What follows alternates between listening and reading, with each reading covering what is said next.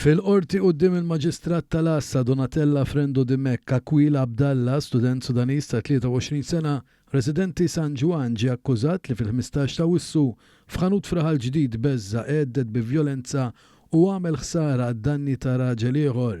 Id-difiża qalet li l-akkużat ma kellux każijiet oħrajn mal-ġustizzja u wieġeb mhux ħati għal akkużi miġjuba kontrih u ngħata l-ħelsien mill-arrest taħt diversi kundizzjonijiet fosthom li 3 fil-ġimgħa jirrapporta l-Assa ta' San Ġiljan u jkun id-dar bejn l-10 ta' filgħaxija u s-6 ta' filgħodu. Abdalla kien ordnat ukoll iħallas depożitu ta' 800 euro u garanzija personali ta' 4,000 euro. Serb ta' 21 sena residenti l-Ħamrun wieġeb ħati u ngħata multa ta' 500 euro, pina ta' 2 ħabs sospiżi għal 4 snin u deportazzjoni mill-aktar fis minn Malta wara li tressa l-qorti akkużat li l-bieraħ kiser imnieħer Gabriele Candido waqt argument li twalu kiber. Il-prosekuzzjoni qalet li l-akkużat kien jaħdem bla permess bħala bouncer f'Paċeville.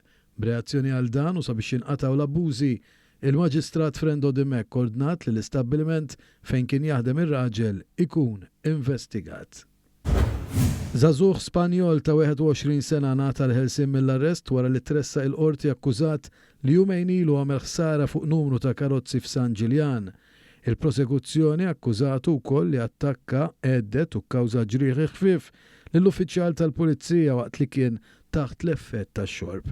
Il-Maġistrat fil-waqt li ħelsitu mill-arrest tagħtu numru ta' kondizzjonijiet fosthom li ma jsifirx li jkun id-dar bejn nofs il-lejl u s-6 ta' filgħodu li jiffirma l-Assa ta' taslima 3 darbit fil-ġimgħa u li għandu jagħmel depożitu ta' 1,000 euro.